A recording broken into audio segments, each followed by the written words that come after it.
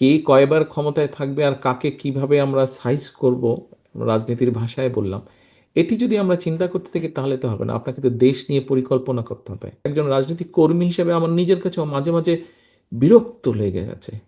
একই জিনিস কত, একই জিনিস কত, একই জিনিস কত। ভাই, মানুষের জন্য কি করব আমরা, সেটা তো দিতে হবে। পলিসি নিয়ে আপনাদেরকে একটি কথা বলি। আমি 111-এর সরকারের পরে যখন আমাকে ধরে নিয়ে শারীরিক অত্যাচার করলে, স্বাভাবিক চিকিৎসার কারণে এই দেশে আসলাম 2008 সালে।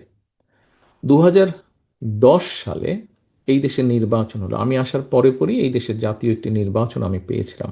তো টিভিতে বসে আমি নির্বাচনের বিভিন্ন নেতৃবৃন্দের কথা দেখছিলাম। দুটি তখন বড় দল, সেই সময় অনেক দিন, এখন যারা সরকারে আছে লেবার পার্টি, তারা তার আগে অনেক দিন ক্ষমতায় ছিল।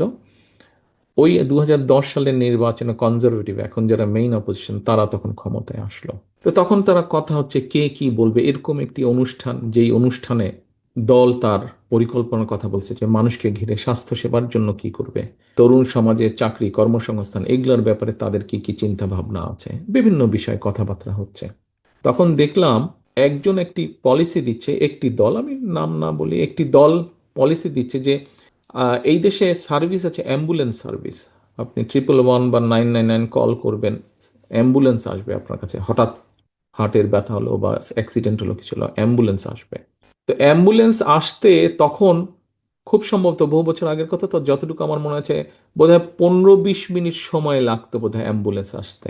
তারা পলিসি তৈরি করছে যে কিভাবে এইটিকে 3 মিনিট সময় কমানো যায়, যে 20 মিনিট যদি লাগে তাহলে 17 মিনিটে যাতে আসতে পারে।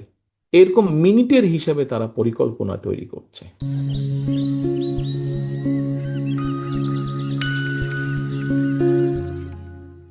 আপনারা অনেকেই বিদেশে এসেছেন, অনেক জায়গায় গেছেন, হয়তো লন্ডনে অনেকে এসেছেন। আসলে দেখলে, এই দেশগুলো দেখলে মনে হয় যে আহা, এই দেশটি এত ভালো, আমার দেশটি কেন ভালো না এত। সহকর্মীবৃন্দ, আমার দেশটিকে যদি ভালো করতে হয় তাহলে তো আমাদেরকে দেশ নিয়ে ভাবতে হবে, দেশ নিয়ে কথা বলতে হবে। কে কয়বার ক্ষমতায় থাকবে আর কাকে কিভাবে আমরা সাইজ করব, রাজনীতির ভাষায় বললাম, এটি যদি আমরা চিন্তা করতে থাকি তাহলে তো হবে না। আপনাকে তো দেশ নিয়ে পরিকল্পনা করতে হবে। আপনাকে দেশে যারা ভবিষ্যৎ শিশু, আপনারা শিক্ষা নিয়ে পরিকল্পনা করেছেন, কথা বলেছেন, এখানে শিক্ষা নিয়ে আপনাদের সামনে তুলে ধরা হয়েছে। এই শিক্ষা ব্যবস্থা কিরকম করব। শুধু শিক্ষা ব্যবস্থা কিরকম করব না, আমরা প্রাথমিক শিক্ষকদেরকে কিভাবে ট্রেনিং দিতে চাই। কারণ আপনি প্রাথমিক স্কুল বানান, নতুন বিল্ডিং বানান, রং করেন, আপনি নতুন বই দেন, বিভিন্ন যাই দেন না কেন, কিন্তু আপনার শিক্ষকের ট্রেনিং যদি ভালো না থাকে, কোয়ালিটি যদি ভালো না থাকে, তাহলে তো লাভ হবে না। আপনি ভালো শিক্ষার্থী গড়ে তুলতে পারবেন না, ভবিষ্যৎ প্রজন্মকে আপনি ভালো করে গড়ে তুলতে পারবেন না। কাজেই সেই শিক্ষককে আমরা কিভাবে ট্রেনিং দিব, ওয়ান টিচার ওয়ান ট্যাব বা ওয়ান ট্যাব ওয়ান টিচার, যেই পলিসিটি আপনাদের সামনে তুলে ধরা হয়েছে, এটি কেন করা হয়েছে?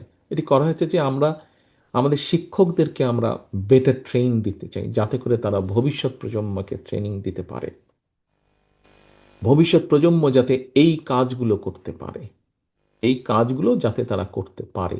অর্থাৎ যা আমরা এখানে আলোচনা করেছি এগুলোকে আরো রিফাইন করে আরো বেটার করতে পারে। কিন্তু আপনারা দেখেন এই মুহূর্তে শুধু হইচই, শুধু ক্যাওয়া, শুধু কনফিউশন, শুধু বিভিন্ন রকম আহ, মানে অনেক কথা, অনেক কাজ, যেগুলোর ভিতরে কোনো সাবস্টেন্স নেই। একমাত্র বিএনপি সেই দল যারা, হ্যাঁ আমরা অনেক কিছু বলছি না, অনেক কিছু আছে আমাদের মধ্যে, কিন্তু মেইন কোর যেই বিষয়গুলো আমরা সেগুলো তুলে ধরতে চাইছি, সেগুলো আমরা করতে চাইছি।